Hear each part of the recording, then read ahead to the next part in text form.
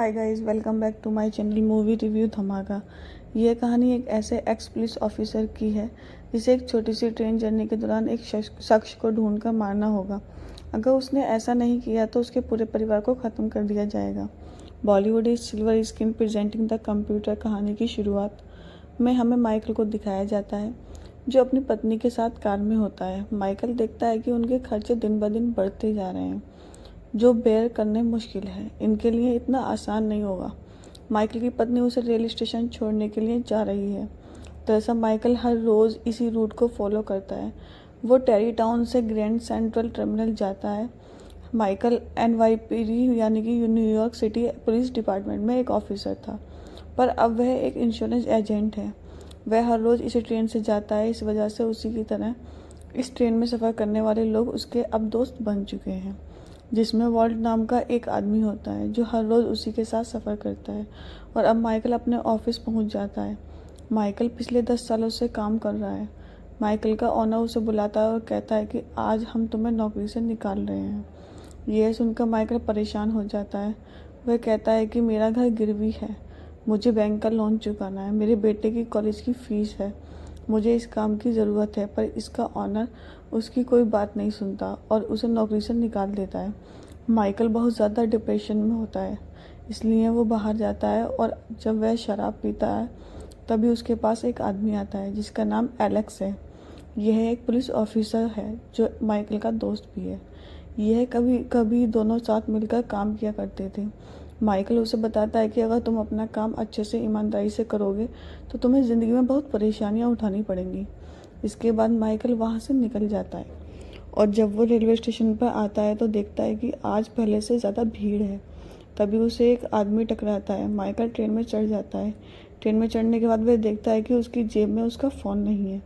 वह समझ जाता है कि जो आदमी उससे टकराया था उसने उसकी जेब से फ़ोन निकाल लिया है। हालांकि माइकल उतरकर उसे पकड़ना चाहता है, लेकिन तब तक ट्रेन के दरवाजे बंद हो जाते हैं। अब माइकल ट्रेन के अंदर फंस चुका है। वहाँ पर वह एक आदमी को फ़ोन पर बात करते हुए सुनता है, जो कह रहा होता है कि आज बहुत बड़ा होने वाला है। माइकल उसकी बातों पर ध्यान नहीं देता है और आगे चला जाता है, जहाँ पर वह देखता है कि एक कंपार्टमेंट में AC का काम चल रहा है। दरअसल यहाँ पर AC खराब हो चुका है। साथ ही माइकल देखता है कि ट्रेन में कुछ लोग लड़ रहे हैं। अब माइकल को सीट मिल जाती है। वह वहाँ बैठ जाता है। तभी उसके सामने एक लड़की आकर बैठती है जिसका नाम जोआना होता है। वह माइकल से बात करना शुरू कर देती है। माइकल बहुत परेशान होता है, इसलिए वह उसकी बात में बहुत ज़्यादा इंटरेस्ट नहीं लेता। जोआना माइकल से कहती है कि इस ट्रेन के बाथरूम में मैंने $25,000 रखे हैं जो तुम ले सकते हो। मेरा एक काम है, अगर तुमने उस काम को कर दिया तो काम करने के बाद मैं तुम्हें $55,000 और दूंगी। माइकल शॉक्ड हो जाता है। वो उसकी बातों पर यकीन नहीं करता। जोआना कहती है कि इस ट्रेन में एक ऐसा आदमी है जो ट्रेन से बिलोंग नहीं करता। उसके हाथ में एक बैग है जिसके अंदर मेरा कीमती सामान है। जो सामान उस आदमी ने मुझसे चुराया है तो मैं उस सामान को मुझ तक पहुंचाना होगा। मैं जानती हूँ कि तुम पहले न्यूयॉर्क सिटी पुलिस डिपार्टमेंट में थे, मैं तुम पर भरोसा कर सकती हूँ। ये कहकर जोआना वहाँ से चली जाती है।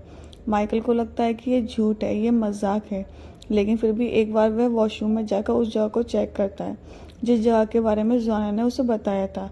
वहाँ पर सच में $25,000 थे, जो पाकर माइकल बहुत खुश होता है क्योंकि उसे पैसों की बहुत ज़रूरत है। वह तय करता है कि अगले स्टेशन पर वह उतर जाएगा। स्टेशन आने के बाद माइकल जैसा उतरने वाला होता है, उसके पास एक हुड वाली लड़की आती है। वह कहती है कि मुझे पैसों की ज़रूरत है। माइकल कहता है कि मेरे पास पैसे नहीं है, जिससे वो लड़की गुस्सा हो जाती है। वो माइकल को एक एनवलप देती है। माइकल अब जब एनवलप खोलता है तो उसके अंदर उसकी पत्नी की रिंग होती है।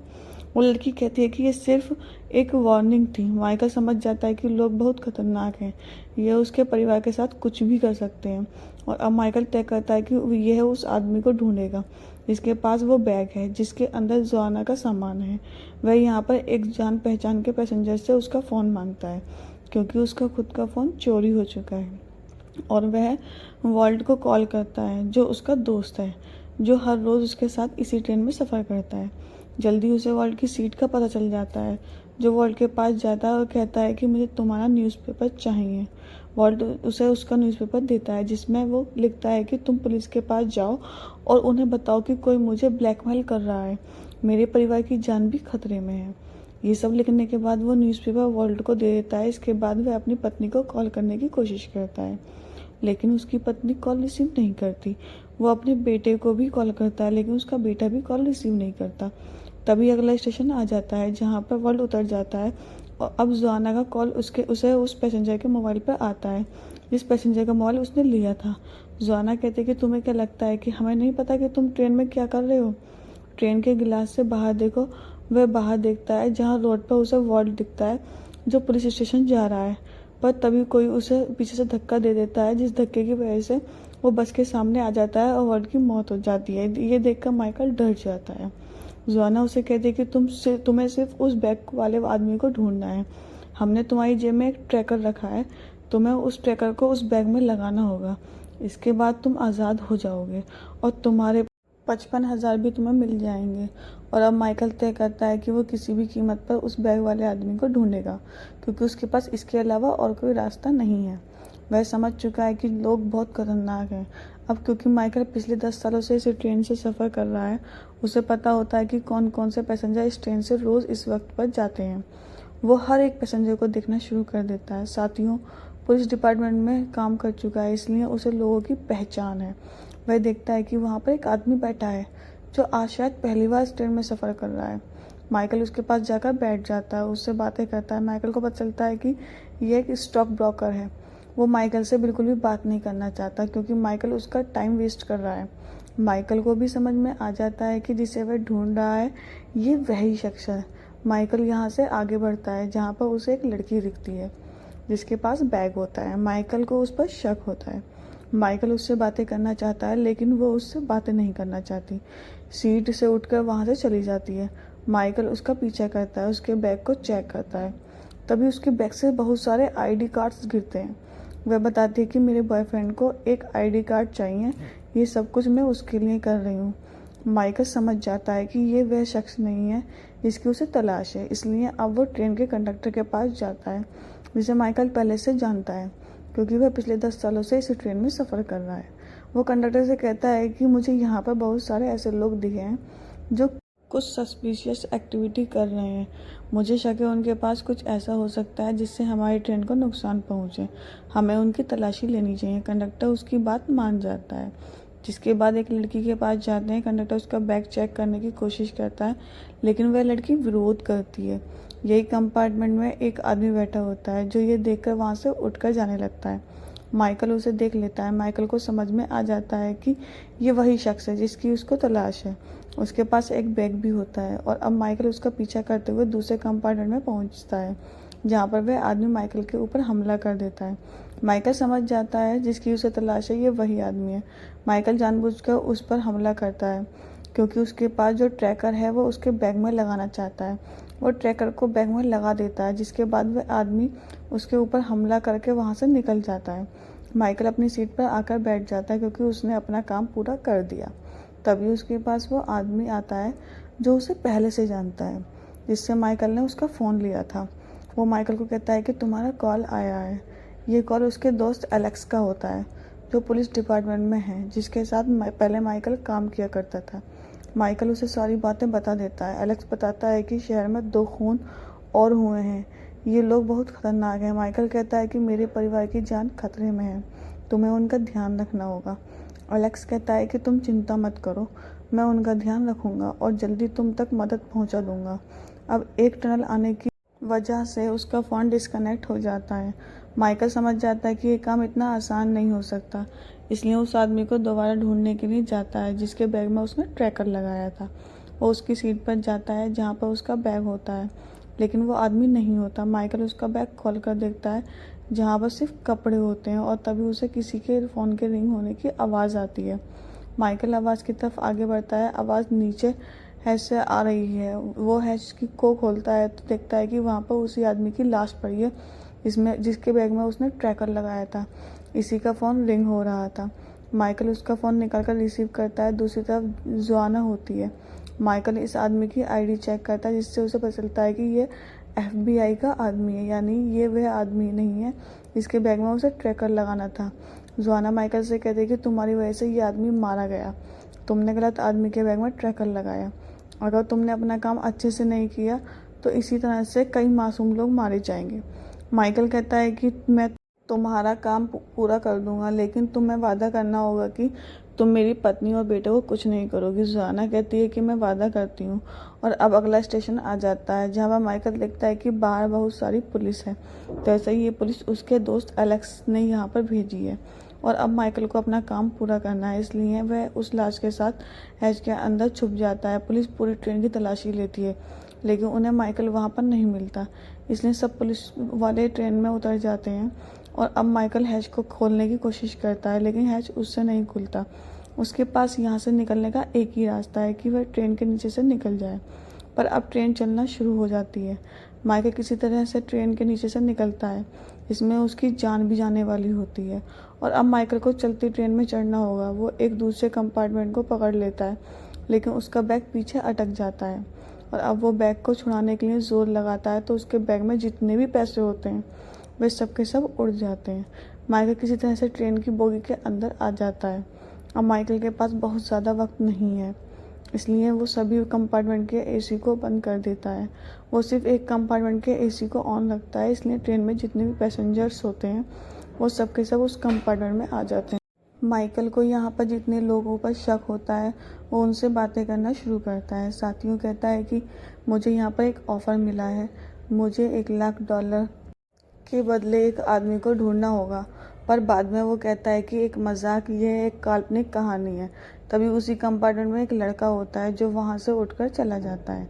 माइकल को यकीन हो जाता है कि ये वही लड़का है जिसकी उसे तलाश है। माइकल उसका पीछा करता है। वो लड़का माइकल के ऊपर गन तान देता है और बताता है कि जो कहानी तुमने सुनाई है ये कहानी मेरी भी है। मुझे भी यहाँ पर किसी ने $1,00,000 दिए हैं और उन $1,00,000 के बदले मुझे उस इंसान को मारना है जिसे तुम पहचानोगे। माइकल समझ जाता है कि FBI एजेंट को इसी लड़के ने मारा था। इन दोनों के बीच में हाथापाई होना शुरू हो जाती है, जिस दौरान ट्रेन का गिलास टूट जाता है। वह लड़का माइकल को वहां से गिराकर मारना चाहता है, पर इससे पहले कि वो ऐसा कर पाता, माइकल उसी को ट्रेन से नीचे गिरा देता है। और अब माइकल के पास जोआना का कॉल आता है। माइकल बताता है कि तुम्हारा आदमी मारा गया। वह कहती है कि अब तुम्हें उसे मारना होगा, तुम्हारे पास ज़्यादा वक्त नहीं है, जल्दी आखिरी स्टेशन आने वाला है, जल्दी से उस शख्स को ढूंढना होगा जिसका नाम प्रन है और ढूंढकर उसे मारना होगा। तुम्हारे पास गन भी है। और अब सेकंड लास्ट स्टेशन आ जाता है, जहाँ पर बहुत सारे पैसेंजर्स उतर जाते हैं। और अब माइकल को जल्द से जल्द प्रन को ढूंढना होगा। वो देखता है कि वहाँ पर एक लड़की है जो बहुत देर से अपने मोबाइल पर बिजी होती है। माइकल उसके पास जाता है और कहता है कि मैं तुम्हारा बैग चेक करना चाहता हूँ। पर वो लड़की कहती है कि मैं तुम्हें अपना बैग चेक नहीं करवा सकती। वो वहाँ से जाने लगती है। माइकल उस पर गन तान देता है। हालांकि जो दूसरे पैसेंजर्स होते हैं वो उसे रोकने की कोशिश करते हैं, लेकिन माइकल किसी की बात नहीं सुनता। उस लड़की के फ़ोन पर बार बार मैसेज आ जाते हैं। माइकल कहता है कि मुझे अपना फ़ोन दो। वो लड़की उसे अपना फ़ोन दे देती है। माइकल देखता है कि उसमें उस लड़की के बॉयफ्रेंड के मैसेजेस आ रहे हैं, जिससे वो समझ जाता है कि ये वो लड़की नहीं है। तभी वह देखता है कि वहाँ पर एक और लड़की बैठी है। माइकल समझ जाता है कि यही प्रन है। वो उसके पास जाता है और कहता है कि मुझे पता चल चुका है कि तुम ही प्रन हो। तभी यहाँ पर जोआना को उसे कॉल आता है। माइकल से पूछती है काम हो गया। माइकल कहता है कि मैं इसे नहीं मार सकता। जोआना कहती है तो फिर तुम सबके सब मरोगे, और ये कहकर वो फ़ोन कट कर देती है। माइकल अपने कंडक्टर दोस्त को कहता है कि तुम्हें ट्रेन को रोकना होगा। वो ट्रेन को रोकने की कोशिश करता है, लेकिन ट्रेन के इंजन में धमाका होता है। ये आगे जाकर देखते हैं तो जो ट्रेन का ड्राइवर होता है वो अब मारा जा चुका है। साथ ही इंजन रूम का दरवाज़ा नहीं खुल रहा होता। कंडक्टर कॉल करता है, उसे बताया जाता है कि आगे बहुत बड़ा मोड़ है, उससे पहले तुम्हें सभी बोगी के इंजन से अलग करना होगा, नहीं तो तुम सबके सब मारे जाओगे। और अब माइकल और कंडक्टर उस जगह जाते हैं जहाँ से ट्रेन के इंजन से सभी बोगीज़ को अलग कर सकते हैं। ये उन्हें अलग कर देते हैं, लेकिन अब भी वह एक चेन से जुड़ी होती है। ये उस चेन को तोड़ देते हैं, जिससे एक झटका लगता है। कंडक्टर उस तरफ चला जाता है जिस तरफ इंजन होता है। मोड़ पर पूरा का पूरा इंजन पलट जाता है, जिससे कंडक्टर की मृत्यु हो जाती है। पर अब माइकल उस तरफ आ चुका है जहाँ पर दूसरी बोगी है। सारी की सारी बोगी पटरी से नीचे उतर जाती है। माइकल बोगी के अंदर आता है और सभी पैसेंजर से कहता है कि हमें यहाँ पर सभी ग्लासेस पर पेपर लगाना होगा, हम सबकी जान खतरे में है।